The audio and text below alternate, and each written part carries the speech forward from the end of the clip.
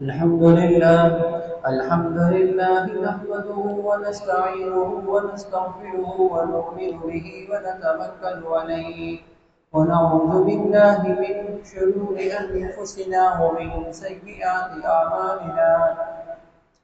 من يهده الله فلا مضل له ومن يضلله فلا هادي له، ونشهد أن لا إله إلا الله وحده لا شريك له، ونشهد أن سيدنا وسندنا ومولانا محمدا عبده ورسوله صلى الله تعالى عليه وعلى آله وأصحابه وبارك وسلم تسليما كثيرا كثيرا.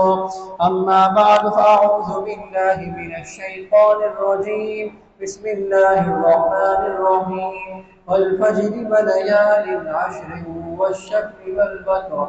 آمنت بالله صدق الله مولانا العظيم وصدق رسوله النبي الكريم، ونحن على ذلك من الشاهدين والشاكرين، والحمد للہ رب العالمین. میرے بھائیو، دوستوں، بزرگوں، السلام علیکم ورحمۃ اللہ وبرکاتہ. الحمدللہ ذو الحجہ کا بابرکت مہینہ شروع ہونے والا ہے، اور آج 25 ذو القعدہ ہے، یعنی 4 یا 5 دن کے بعد سورج غروب ہوتے ہی ذو الحجہ کا محترم مہینہ شروع ہو جائے گا. ذو الحجہ کا مہینہ ان مہینوں میں سے ہے جو اسلامی سال کا آخری مہینہ کہلاتا ہے. اس کے بعد نیا اسلامی سال یعنی محرم میں شروع ہوتا ہے. ذو الحجہ کا مہینہ ان بابرکت اور محترم مہینوں میں شمار ہوتا ہے کہ جس کے بارے میں قرآن کے اندر فرمایا گیا منہا اربعۃ حرم، کہ 4 مہینے محترم ہیں. 4 مہینے محترم ہیں. محترم ہونے کا مطلب یہ ہے کہ ان میں عبادت کا ثواب زیادہ ہے، ان کے احترام کی ضرورت ہے، ان کی عظمت ہے اور ان کی فضیلت ہے. اور اسی طریقے سے جہاں ایک طرف نیکیوں کے اندر اس مہینے کو گزارنا چاہیے، وہی گناہوں سے بھی خاص طور پر اپنے آپ کو بچانا چاہیے، کیونکہ یہ محترم مہینہ ہے نا، عظمت والا مہینہ ہے. جب کوئی چیز محترم ہو جاتی ہے، مقدس ہو جاتی ہے، جس کو اللہ تعالیٰ محترم قرار دیتے ہیں، تو پھر اس کا احترام ضروری ہوتا ہے، اور اس کی خلاف ورزی کی صورت کے اندر گناہ بھی زیادہ ہوتا ہے. حرم محترم جگہ ہے، مساجد محترم جگہ ہیں. گناہ کا وبال ویسے بھی ہے، لیکن ایک گناہ وہ ہے جو مسجد میں کیا جائے، ایک گناہ وہ ہے جو حرم کے اندر کیا جائے. اس کا وبال زیادہ پڑتا ہے، اس کا جو سزا ہے، اس کی گناہ کا جو عذاب ہے وہ زیادہ آتا ہے. تو اسی وجہ سے ذو الحجہ کا جو مہینہ ہے، اس میں جہاں عبادت کا ثواب زیادہ ہے، وہی اگر گناہ کریں گے تو گناہ کا وبال بھی کیا ہوگا؟ زیادہ ہوگا. تو یہ بابرکت مہینہ شروع ہونے والا ہے، اور یہ وہ مہینہ ہے کہ قرآن کے اندر ہے والفجر ولیال عشر والشفع والوتر. قسم ہے فجر کی. اللہ تعالیٰ قسم کھا کے بیان فرما رہے ہیں، قسم ہے فجر کی، ولیال عشر، اور قسم ہے 10 راتوں کی. 10 راتوں سے مراد ذو الحجہ کی 10 راتیں مراد ہیں. بہت سارے مفسرین یہ فرماتے ہیں، حضرت عبداللہ بن عباس رضی اللہ تعالی عنہما، حضرت قلبی رحمہ اللہ تعالی عنہ، اور اس طرح اور بہت سارے مفسرین جو بڑے بڑے گزرے ہیں، وہ یہ فرماتے ہیں کہ اس سے مراد ذو الحجہ کی 10 راتیں ہیں. یعنی اللہ تعالیٰ قسم کھا رہے ہیں، قسم ہے 10 راتوں کی. ذو الحجہ کی جو شروع کی 10 راتیں ہیں، یہ بڑی فضیلت والی ہے. ویسے تو پورا کا پورا مہینہ فضیلت والا ہے، لیکن شروع کی 10 راتیں انتہائی قیمتی ہیں اور انتہائی مبارک راتیں ہیں. اور ذو الحجہ کا مطلب کیا ہوتا ہے؟ ذو الحجہ یعنی حج کا مہینہ، حج کا مہینہ.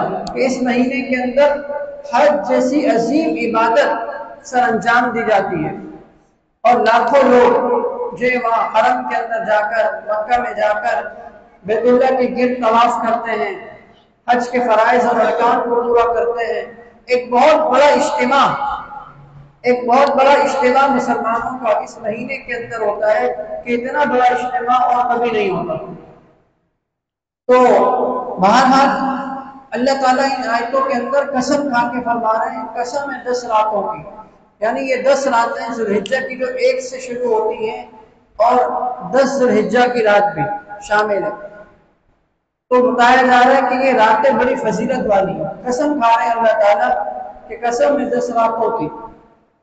اور ایک روایت میں ہے آپ صلی اللہ علیہ وسلم نے ارشاد فرمایا ما من ایام العمل الصالح فیہن احب الی اللہ من هذه الایام العشرة، کہ ان 10 دنوں کے اندر کیا جانے والا عمل اللہ تعالیٰ کو اور دنوں میں کیے جانے والے عمل سے زیادہ محبوب ہے۔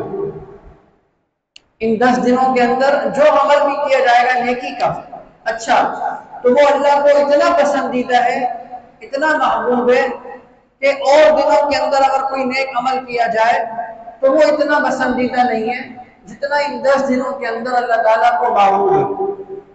صحابہ کرام نے پوچھا وَلَا الْجِهَادُ فِي سَبِيلِ اللَّهِ، یا رسول اللہ کہ اللہ کے راستے کے اندر جہاد بھی اس کے برابر نہیں ہے؟ جہاد کتنی بڑی فریضہ ہے اور کتنا اہم جو ہے وہ کیا اسلام کے ارکان میں سے ہے۔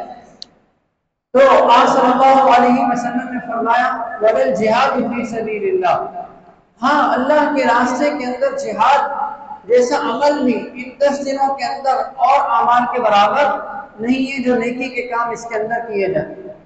الا، ہاں فرمایا کہ الا رجل خرج بنفسه وماله فلم يرجع بذلك من شيء او كما قال علیہ الصلوۃ والسلام، ہاں ایک آدمی ایسا ہے جو ان کے برابر ہو سکتا ہے کہ وہ آدمی جو اللہ کے راستے میں جہاد کے لیے نکلا اور اپنی جان بھی قربان کر دی، اپنا مال بھی قربان کر دیا اور واپس نہیں لوٹا، یعنی شہید ہو گیا، ہاں یہ آدمی ایسا ہے کہ جس کا عمل ایسا ہے کہ جو دیگر لوگ اعمال کریں گے ان 10 دنوں کے اندر اس کے برابر ہوگا۔ تو دیکھیے کتنی فضیلت اس حدیث سے معلوم ہو کہ یہ جو ذوالحجہ کے شروع کے 10 دن ہیں ذوالحجہ کے، یہ انتہائی اہم ہے اور راتیں بھی بڑی قیمتی ہیں، اس کی راتیں بھی بڑی قیمتی ہیں۔ ایک روایت میں آپ صلی اللہ علیہ وسلم نے ارشاد فرمایا جس کا مفہوم یہ ہے کہ یہ 10 دن جو ہے نا ذوالحجہ کے 10 دن، 10ویں دن تو عید ہوتی ہے یعنی 9 دن، 1 سے لے کر 9 تک، ان میں ہر روزے کا ثواب 1 سال کے روزے کے برابر ہے، اور ہر رات کی ثواب، ہر رات کی عبادت کا ثواب شب قدر کے برابر ہے۔ شب قدر کے برابر جو ہے وہ کیا ثواب ہے۔ اب شب قدر کتنی عظیم رات ہے، اس کے بارے میں کیا فرمایا قرآن کے اندر لیلۃ القدر خیر من الف شہر، کہ 1000 مہینے سے بھی بہتر ہے، یعنی اس میں عبادت کوئی اگر کرے ایک رات تو 1000 مہینے سے بھی کیا ہے بہتر ہے۔ یہاں ہر رات کے اندر عبادت اگر کوئی کرے گا، 2 رکعت پڑھ لی تہجد کی، عشاء کی وتر سے پہلے اور سنت کے بعد چند رکعتیں پڑھ لی 2-4 تہجد کی نیت سے، تلاوت قرآن تھوڑی بہت کر لی، تو یہ سب عبادتیں ہیں۔ وہ ہے کہ ہم نے ان راتوں کو عبادت میں گزار رہے ہیں اپنی حسب توفیق جتنا ممکن ہوا۔ تو فرمایا کہ ان میں عبادت اگر کوئی کرے گا تو ایسا ہے جیسے شب قدر کے برابر یعنی ثواب ملے گا۔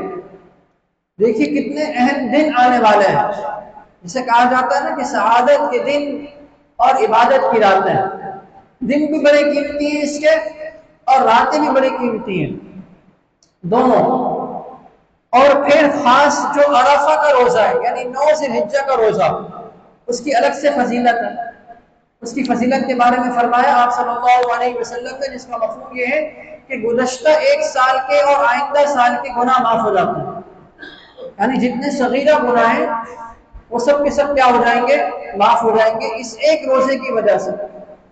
اور کوئی آدمی ہر دن کا روزہ رکھے، مثلا 9 دن ہے، 9 روزے رکھے تو 9 سال کے روزوں کے برابر ثواب مل رہا ہے، کیونکہ ایک روزے کا ثواب 1 سال کے روزے کے برابر ملتا ہے۔ بہرحال جس میں ہمت ہو، طاقت ہو، شوق ہو، تو اس عبادت پر بھی عمل کرنا چاہیے اور راتوں کو بھی اٹھنا چاہیے۔ یہ راتیں اور یہ دن بڑے مبارک ہیں اور قیمتی ہیں۔ اور پھر ایک دن ایسا آتا ہے 10 ذی الحجہ کا دن، اس کی پھر بڑی فضیلت ہے۔ اس دن کے بارے میں فرمایا کہ آج کے دن اللہ کو کسی اور جگہ پیسے خرچ کرنے سے زیادہ اور کوئی عمل معقول نہیں ہے، یعنی کہ آدمی قربانی کے اندر اپنے پیسے خرچ کر رہا ہے، یعنی کہیں اور خرچ کر رہا ہے، صدقہ کر رہا ہے، خیرات کر رہا ہے، نہیں، اس دن فرمائے کہ اللہ کو یہ رقم، یہ پیسہ قربانی کے اندر، خون بہانے کے اندر خرچ کرنا یہ بڑا محبوب ہے۔ اور آپ صلی اللہ علیہ وسلم نے ایک روایت میں آتا ہے، اپنی بیٹی سے فرمایا یا فاطمہ، اے فاطمہ قومی فاشہدی اضحیتک، کھڑی ہو جاؤ اور اپنی قربانی کے جانور جہاں ذبح ہو رہا ہے وہاں پہ جاؤ۔ فرمایا کہ جیسے ہی زمین پر جانور کے خون کا قطرہ گرتا ہے، قطرہ گرنے سے پہلے ہی فرمایا کہ یہ اللہ تعالیٰ کے یہاں جانور قبول ہو جاتا ہے۔ اور ایک روایت میں فرمایا کل قیامت والے دن یہ شخص جو کہ جانور ذبح کرتا ہے، یہ جانور کے سروں کے ساتھ، سینگوں کے ساتھ، کھروں کے ساتھ آئے گا جانور کے، اور یہ میزان کے اندر، ترازو کے اندر رکھی جائیں گی چیزیں، اور بہت وزنی ہو جائے گا، یعنی ثواب کے اعتبار سے اس کا یہ عمل۔ ایک صحابی ہے زید بن ارقم رضی اللہ تعالیٰ عنہ، ان سے روایتیں فرماتے ہیں کہ صحابہ کرام نے پوچھا یا رسول اللہ ما هذه الاضاحی، کہ یہ قربانیاں کیا ہیں؟ تو آپ صلی اللہ علیہ وسلم نے فرمایا سنت ابیکم ابراہیم علیہ السلام، کہ تمہارے باپ ابراہیم علیہ السلام کی سنت ہے۔ صحابہ کرام نے پوچھا وما لنا فیہا یا رسول اللہ، ہمارا اس میں کیا فائدہ ہے؟ تو آپ صلی اللہ علیہ وسلم نے فرمایا بکل شعرۃ بکل شعرۃ، ہر بال کے بدلے میں فرمایا حسنۃ، ایک نیکی ہے، ہر بال کے بدلے میں کیا ہے؟ ایک نیکی ہے۔ صحابہ کرام نے پوچھا کہ جن جانوروں پر اون ہوتی ہے فالصوف فیہا یا رسول اللہ، تو آپ صلی اللہ علیہ وسلم نے فرمایا بکل شعرۃ من الصوف حسنہ، کہ جن جانوروں کے بدن پر اون ہوتی ہے ان کے بھی اون کے ہر بال کے بدلے میں ایک نیکی ہے۔ جانور کے بدن پر بال کتنے ہوتے ہیں؟ شمار کرنا چاہے آدمی شمار نہیں کر سکتا، تھک جائے گا۔ ہر بال کے بدلے میں کیا ہوتی ہے؟ ایک نیکی مل رہی ہے، یعنی اتنا فضیلت والا عمل۔ اور جہاں فضیلت بیان کی، وہی جن لوگوں پر قربانی واجب ہے اس کے باوجود قربانی نہیں کرتے، تو آپ صلی اللہ علیہ وسلم نے سخت ناراضگی بھی فرمائی۔ وہ کیا روایت ہے؟ آپ صلی اللہ علیہ وسلم نے فرمایا من وجد سعۃ، کہ جو آدمی وسعت رکھتا ہے قربانی کی، یعنی اس پر قربانی واجب ہے، فلم یضحی، اور پھر بھی قربانی نہیں کرتا، وہ پھر بھی قربانی نہیں کرتا، تو فرمایا ولم یحضر مصلانا، وہ ہمارے عیدگاہ میں بھی حاضر نہ ہو، وہ ہمارے عیدگاہ میں بھی حاضر نہ ہو۔ یعنی یہ کیا کم محرومی تھی کہ آدمی قربانی نہ کرے، باوجود واجب ہونے کے اس کے ثواب سے اپنے آپ کو محروم کر رہا ہے، لیکن اس سے بڑی اور محرومی ہو گئی کہ اللہ کے نبی صلی اللہ علیہ وسلم ناراض ہو رہے ہیں اور فرما رہے کہ ایسا آدمی ہمارے عیدگاہ میں بھی حاضر نہ ہو، کہ اس پر قربانی واجب ہے، وہ ساتھ رکھ سکتا ہے قربانی کی، پھر بھی قربانی نہیں کر رہا۔ آج ہم دیکھیں نا ہمارے معاشرے کے اندر کتنے لوگ ایسے ہیں کہ جن کے اوپر قربانی واجب ہے، قربانی واجب ہو چکی ہے، لیکن اس کے باوجود وہ قربانی جیسے اہم فریضے کی طرح متوجہ نہیں ہوتا اور قربانی نہیں کرتا، اور کسی طریقے سے کوئی نہ کوئی حل نکالتے ہیں پوچھ کر کسی طریقے سے کہ بھائی قربانی ہم پر نہ ہے۔ بھائی یہ تو ایسا عمل ہے کہ جس پر قربانی واجب نہ بھی ہو تو بھی نفلی قربانی کر لیں، تو بھی کیا کر لیں؟ قربانی کر لیں، اتنا فضیلت والا عمل ہے۔ اور جو آدمی قربانی کر رہا ہے یہ تو ایسا عمل ہے کہ اس کے ساتھ ساتھ نفلی بھی کر لیا کرے، یعنی اپنی طرف سے بھی کرے یا والدین کی طرف سے کر لے، حضور صلی اللہ علیہ وسلم کی طرف سے کر لے، اور ماشاءاللہ بہت سارے لوگ کرتے بھی ہیں۔ حضور صلی اللہ علیہ وسلم، بھائی جہاں پوری گائے لے رہے ہیں بیل 6 حصے ہیں تو ایک حصہ آپ صلی اللہ علیہ وسلم کی طرف سے رکھ لیا جائے، آپ صلی اللہ علیہ وسلم کی طرف سے قربانی کر لی جائے، کتنی بڑی یعنی کہ یہ سعادت کی بات ہوگی کہ یہ شخص جہاں اپنی قربانی کر رہا ہے اور اسی طریقے سے وہ آپ صلی اللہ علیہ وسلم کو بھی ثواب پہنچا رہا ہے۔ تو یہ تو ایسا عمل ہے کہ ہر آدمی اس میں ایک دوسرے سے بڑھ چڑھ کر حصہ لے، ہر آدمی۔ بھائی دیکھیں ہم دنیا کے اندر دیکھتے ہیں، دنیا میں جب ہمارے یہاں شادی بیاہ کی تقریبات ہوتی ہیں، گھر میں شادی ہوتی ہے تو اس میں فضولیات میں ہم لاکھوں روپے خرچ کر لیتے ہیں اور ہمارے ماتھے پر ذرا برابر شکن بھی نہیں آتی ہے، ہمیں کوئی پریشانی بھی نہیں ہوتی ہے اور ہم بڑی خوشی خوشی شادی انجوائے کر لیتے ہیں۔ اور اسی طریقے سے اپنا گھر بنانے کے لیے، اپنی دیگر فضولیات کے لیے ہمارے پاس رقم ہوتی ہے، لیکن یہاں قربانی جیسے واجب کہ جس کی ادائیگی نہ کرنے پر وعید بھی آئی ہے، آپ صلی اللہ علیہ وسلم ناراض بھی ہو رہے ہیں، اس کے لیے ہم ہیلے تراشتے ہیں اور اس کے لیے ہم یہ راستے نکالنے کی کوشش کرتے ہیں کہ کسی طریقے سے ہمارا اوپر قربانی نہ رہے۔ حالانکہ ہم شادی بیاہ میں لاکھوں روپے خرچ کر لیتے ہیں اور یہاں ہمارے لیے 25,000 30,000 40,000 اتنا ایک حصے کرنے کے لیے مشکل ہمیں لگتا ہے۔ بہت بڑی تعداد ایسی ہے کہ جو باوجود قربانی ہونے واجب ہونے کے قربانی نہیں کرتے، یعنی ان پہ قربانی ضروری ہو چکی ہے لیکن اس کے باوجود قربانی نہیں کرتے۔ اور قربانی کا جو نصاب ہے وہ 52.5 تولہ چاندی ہے۔ اگر کسی کے پاس اتنی مالیت کی رقم ہو جائے گی تو اس کے اوپر قربانی واجب ہو جائے گی، 52.5 تولہ چاندی کے بقدر، قرضوں وغیرہ کو نکال کے، قرضے وغیرہ نکال کے 52.5 تولہ چاندی کا ریٹ معلوم کر لیا جائے کیا چل رہا ہے۔ زیادہ سے زیادہ 2 لاکھ کے اندر ہوگا یا 2.5 لاکھ کے اندر اتنا ہی ہوگا، اور 1 لاکھ 2 لاکھ کا ہونا کوئی اتنی بڑی رقم آج کے دور کے اندر نہیں ہے، کیونکہ شادی بیاہ کے اندر ہم 10 لاکھ روپے 5 6 لاکھ روپے خرچ کر لیتے ہیں، تو یہ چند روپے خرچ تو نہیں کرتے قربانی جیسی ادائیگی کے لیے۔ اور پھر یہ بھی بڑی مصیبت ہے کہ گھر کے اندر اگر سارے بالغ افراد ہیں، گھر کے اندر 5 بھائی ہیں، سب کے سب کما رہے ہیں، باپ بھی کما رہا ہے، تو ایک ہی جانور آ رہا ہے، ایک بکرا آ رہا ہے اور یہ سمجھا جا رہا ہے کہ سب کی طرف سے قربانی ہو رہی ہے۔ ایسا نہیں ہوگا۔ بالغ ہونے کے بعد ہر شخص کی اپنی الگ ملکیت دیکھی جاتی ہے۔ بالغ ہونے کے بعد شوہر کا الگ دیکھا جائے گا، بیوی کا الگ حساب دیکھا جائے گا۔ گھر کے اندر جو بھی بالغ افراد ہیں، جن جو بھی صاحب نصاب ہوں گے ان کے اوپر کیا ہوگی؟ قربانی واجب ہو جائے گی۔ اس بات کا خیال رکھنا کیا ہے؟ ضروری ہے۔ خواتین کے پاس سونا ہوتا ہے، بھائی سونا 1 تولہ سونا بھی کتنا ہے، کہاں تک پہنچ چکا ہے؟ 3 لاکھ سے بدن اوپر ہی ہو گیا ہے غالباً۔ اور ان کے پاس اگر یہ سونا بھی ہوا اور اس کے ساتھ 1 روپے بھی اگر ہوا اور دونوں کو ملا کر دیکھا گیا، اگر 52.5 تولہ چاندی کی مالیت بن جاتی ہے تو ایسی خاتون کے اوپر قربانی واجب ہو جائے گی، ایسی خاتون کے اوپر قربانی لازم ہو جائے گی۔ بھائی کہاں سے دیں، پیسے ہی نہیں ہے تو سونا بیچ کے قربانی کرو۔ سونا کیوں رکھا ہوا؟ یا تو سونا رکھے ہی نہیں، اگر سونا رکھا ہوا ہے تو پھر زکات بھی دینی پڑے گی، قربانی بھی آئے گی۔ یا قرض لے لیں کسی سے، قرض لے کر قربانی کریں۔ تو بہرحال اس بارے میں بڑی غفلت ہوتی ہے اور لوگ یہ سمجھتے ہیں کہ بھائی ہمارا اوپر قربانی نہیں، کتنے سال ہو گئے، بعد میں ہوش آتا ہے، بعد میں تھوڑی توفیق ملتی ہے تو پوچھتے ہیں کہ 10 سال سے ہم قربانی نہیں کر رہے، اب کیا کریں؟ اب وہ 10 سال کی قربانی کا حساب کرنا اور پھر اس کی ادائیگی یہ اور مشکل مرحلہ ہوتا ہے۔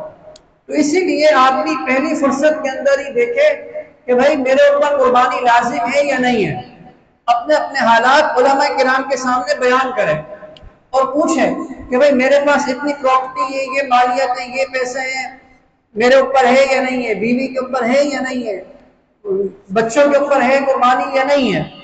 تو پوچھ کر چلے گا تو پھر کیا ہو جائے گا؟ آسانی ہو جائے گی۔ ایسا نہ ہو کہ آپ کے ذمے میں قربانی دے جائے اور کل کو آپ بولیں گے یار مسئلہ تو مجھے بھی پتہ چلا نا، میں تو 10 سال سے قربانی نہیں کر رہا۔